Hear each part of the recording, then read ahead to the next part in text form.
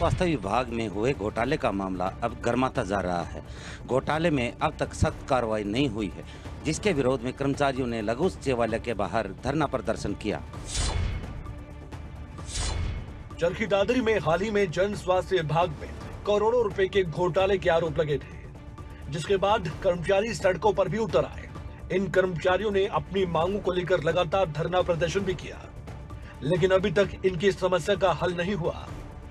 दरअसल जन स्वास्थ्य विभाग के कर्मचारियों के वेतन और लाभ भत्तों के करोड़ों रुपए के घोटाले का एक मामला सामने आया था, जिसके बाद से ये कर्मचारी लगातार सड़कों पर धरना प्रदर्शन कर रहे हैं। हमने पूरे शहर में प्रदर्शन करते हुए इस प्रशासन के खिलाफ नारेबाजी करते हुए आम जनता को बताया है कि यहाँ के प्रशासन की नाक के नीचे क्या हो रहा है, और यहाँ आकर जो ये ज्ञापन सौंपा है, ये बीडीपीओ को ज्ञापन दिया है। उन्होंने आश्वासन दिया है कि मैं आपकी बातचीत करवाऊं।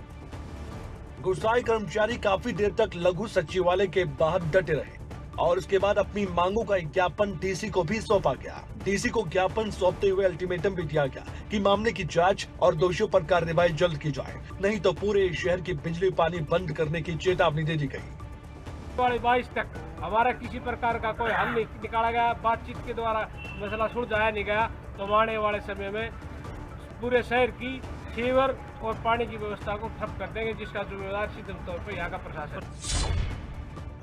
वहीं गुस्साए कर्मचारियों ने प्रशासन को इस मामले में कार्रवाई के लिए 3 दिन का वक्त दिया है और ये चेतावनी दी है कि 3 दिन के अंदर इस मामले की कार्रवाई नहीं की गई तो वे बिजली पानी को बंद करते हुए प्रशासन के साथ आर पार की लड़ाई लड़ेंगे।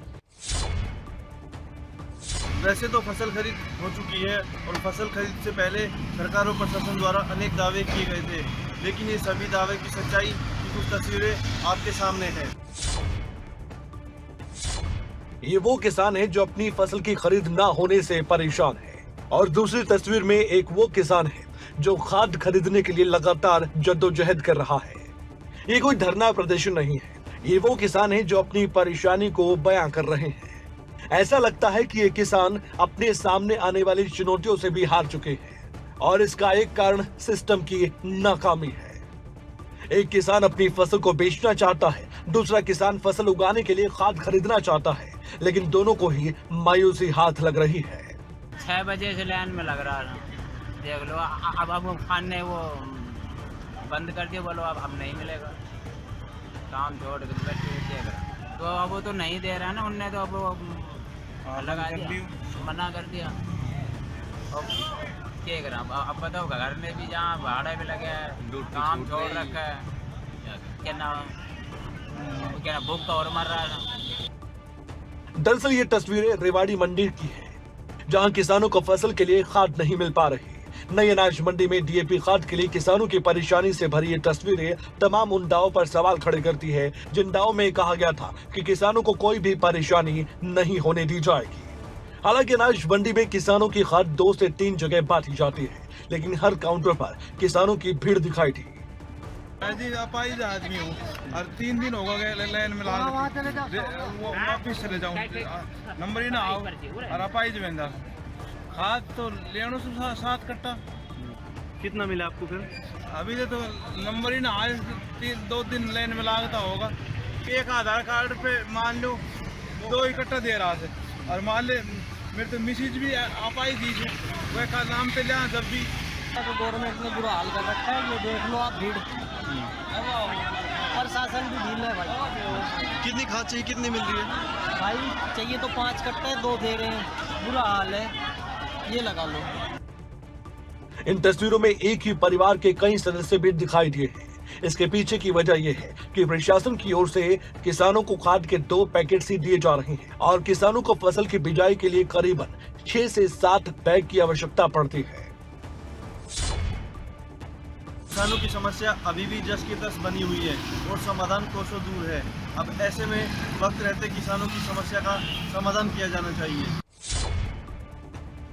सोनीपत के गांव बारोटा में रेलवे अंडरपास ग्रामीणों की सुविधा और आवाजाही के लिए ही बनाया गया है, लेकिन यही अंडरपास ग्रामीणों की समस्या उस समय बढ़ा देता है जब बारिश का पानी आफत बनकर बरसता है। पानी से भरे अंडरपास ब्रिज की ऐसी तस्वीरें जो पहले भी कई बार हमारे सामने आ चुकी हैं। लेकिन उनमें और सोनीपत के बरोटा गांव में सामने आई जलभराव की तस्वीरों में जमीन आसमान का फर्क है। और ऐसा हम क्यों बोल रहे हैं, आप इन तस्वीरों को देखकर ही जान लीजिए। यहाँ पर सिर्फ पानी अंडरपास ब्रिज में नहीं बल्कि आसपास के क्षेत्रों में भी भर चुका है। खेत से लेकर खलिहान पानी से भर गए हैं।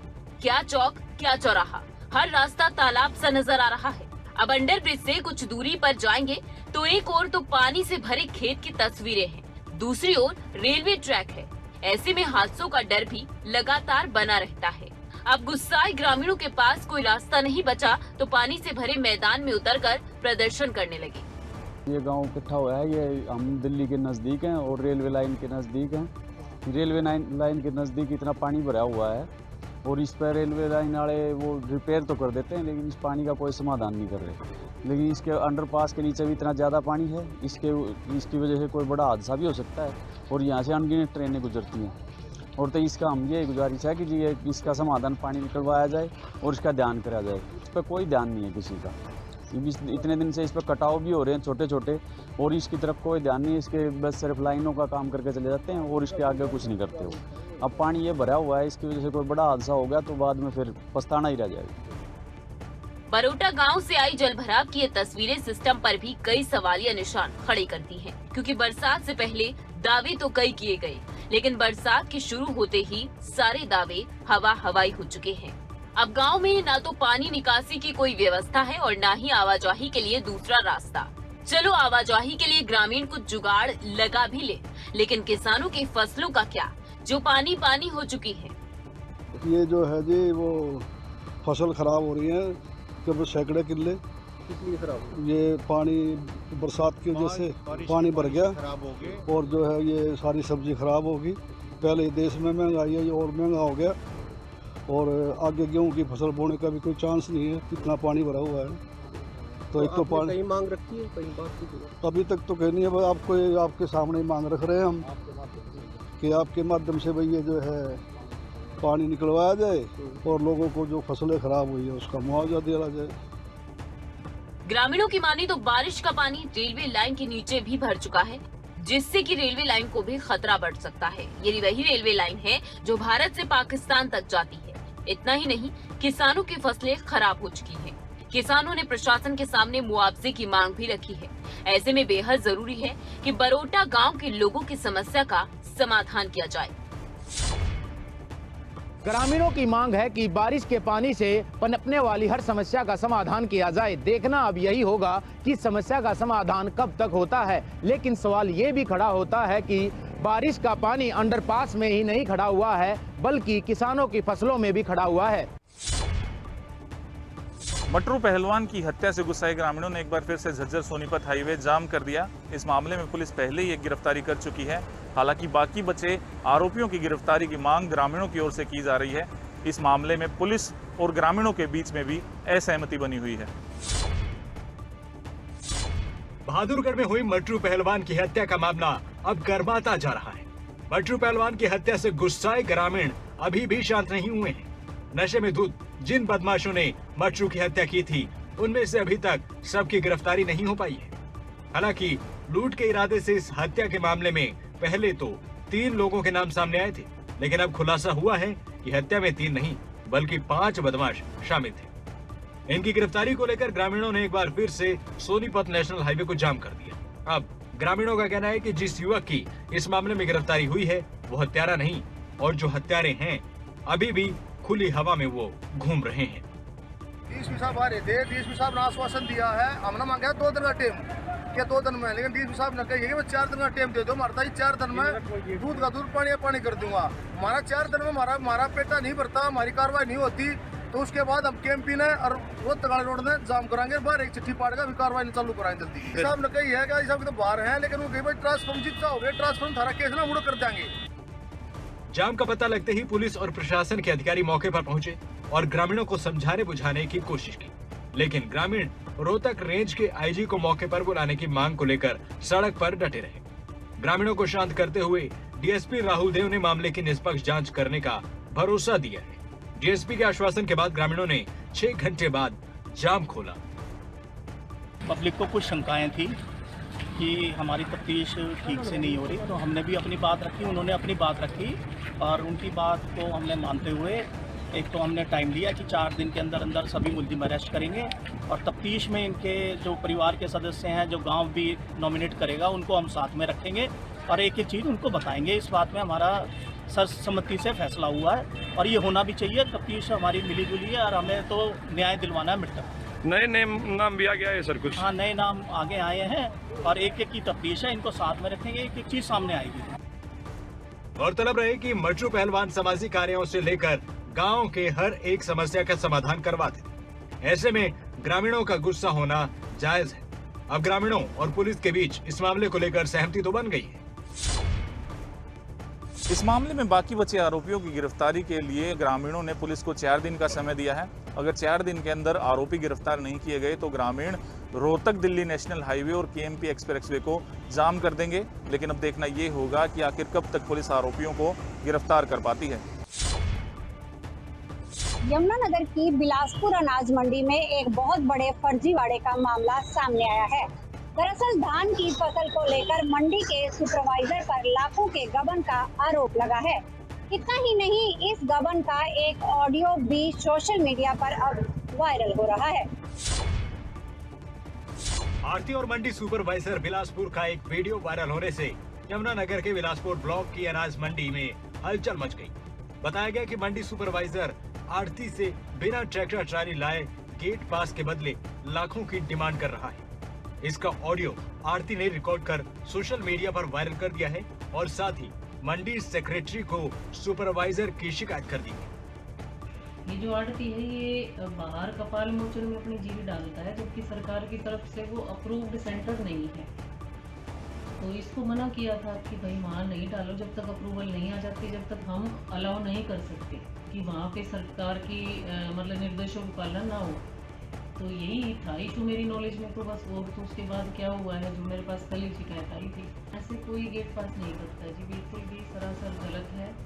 और कर्मचारी ने ऐसे बोला है तो वो बिल्कुल गलत है, वो जांच के बाद सामने आ जाएगा सारा। जेडो के ऊपर भी उन्होंने कहा कि ये पेमेंट जो है हम जेडो को भी देते हैं इसमें। ऐसा हमारी तरफ से ना तो कभी जेडे साहब ने कोई डिमांड की और ना ही हमने जेडे साहब को कुछ भी आया कभी भी किसी भी अन्य अधिकारी को। ये बिल्कुल सरासर गलत है और निराधार है। तो विभाग की तरफ से पुलिस को क्या शिकायत दी गई? तो जो शिकायत आई थी उसी को आगे फॉरवर्ड करके उसकी छानबीन के लिए बोला गया।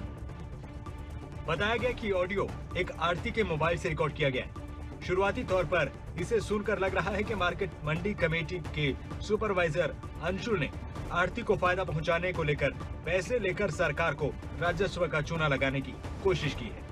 हालांकि आरोप लगाने वाले से बातचीत की कोशिश की गई तो मीडिया के सवालों से भागते नजर आए। मेरा नाम सोनेली। गुप्ता जी, एक ना ऑडियो वायरल हो रही है, उसमें उसके बारे में मुझे क्या मैटर है जी? नहीं, एक आप अपने आरोप लगाए, मंडी सुपरवाइजर के ऊपर आरोप लगे, उसके बारे में कुछ नहीं कहते, जो जिसने करी उससे बात। ये तो हुआ क्या था सर? मुझे नहीं पता। तो किसने की सर ये?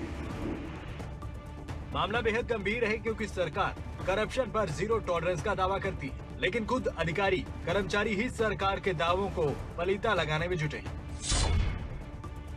हालांकि अब देखना ये होगा कि मामला सामने आने के बाद किस प्रकार से जांच आगे बढ़ती है और अगर आरोप सही पाए जाते हैं तो क्या कार्रवाई की जाएगी।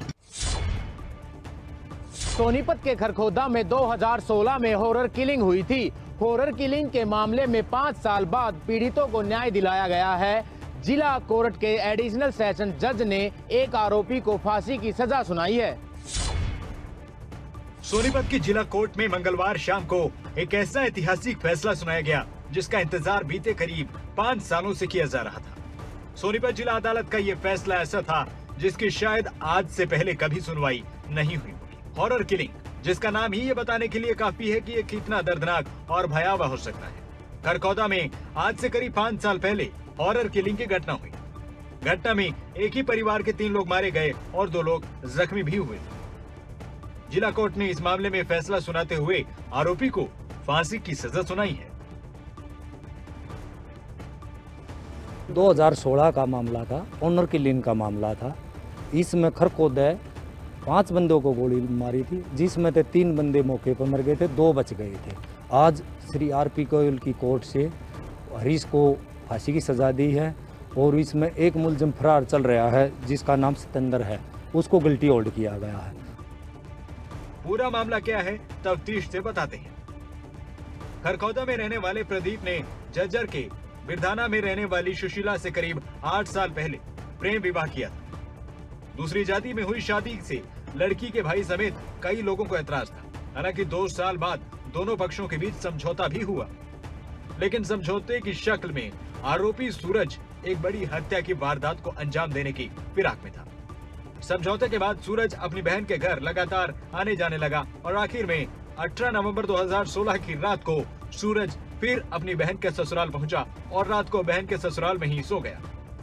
इस बीच रात करीब 10 बजे घर में 2 युवक दाखिल हुए। घर में दाखिल होते ही दोनों ने घर में ताबड़तोड़ गोलियां बरसा दी।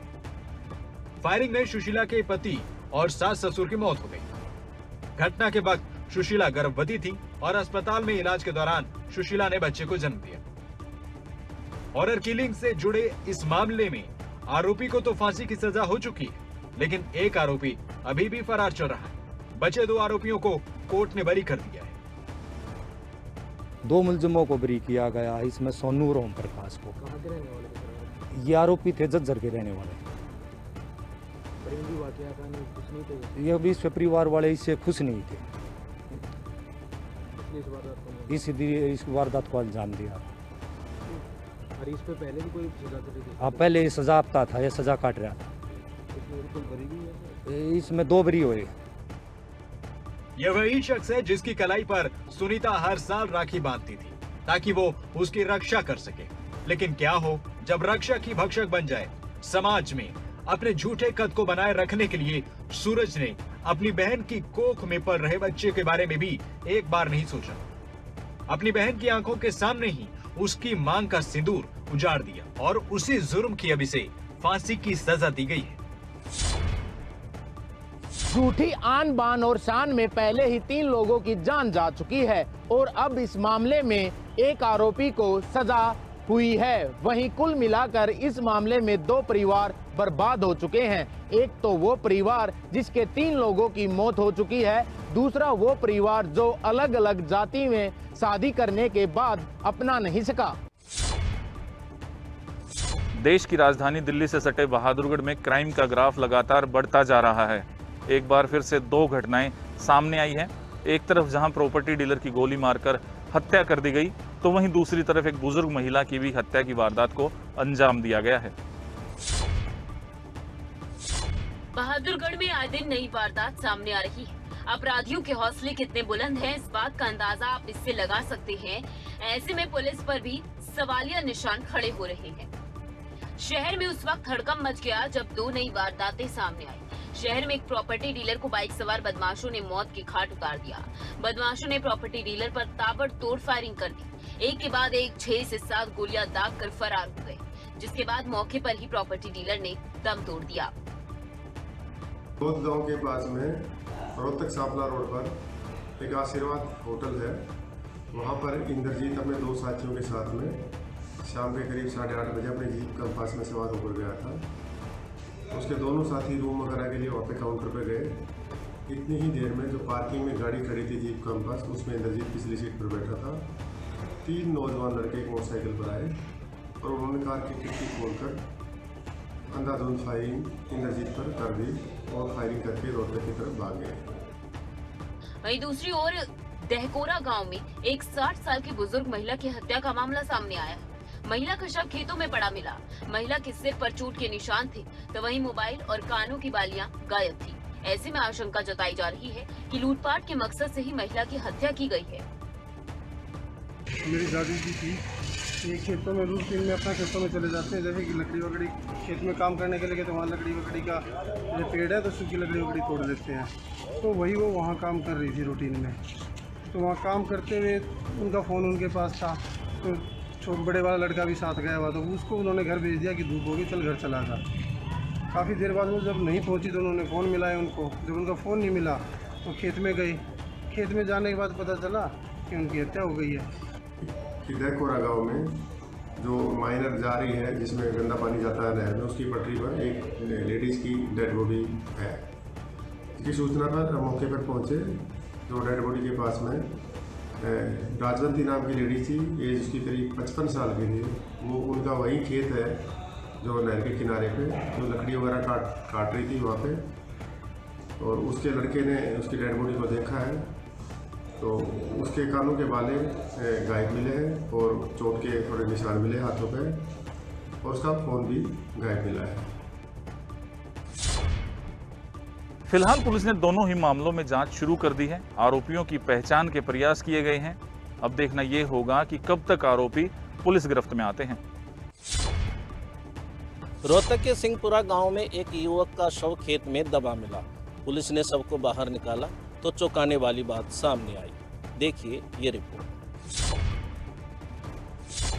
रोहतक जिले के गांव सिंहपुरा में उस वक्त हड़कंप मच गया जब खेतों में एक युवक का शव दबा हुआ मिला। पुलिस ने खेतों में दबे शव को बाहर निकलवाया। इस दौरान चौंकाने वाली बात सामने आई, जिसे जान आप भी सकते में आ जाएंगे। मृतक के हाथ और पैर रस्सी से बंधे हुए थे।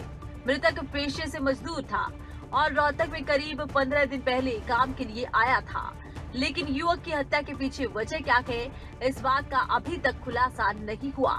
मामले में डीएसपी महेश कुमार की माने तो मामला आपसी रंजिश का हो सकता है। किसी ने हत्या कर शव को खेत में दबा दिया। शव को पोस्टमार्टम के लिए भेज दिया गया है और मामले की कार्रवाई की जा रही है। तो सूचना मिली थी कि सिंहपुरा कला के गांव के खेतों के अंदर एक डेड बॉडी दबी हुई है और वो किसी लेबर की है।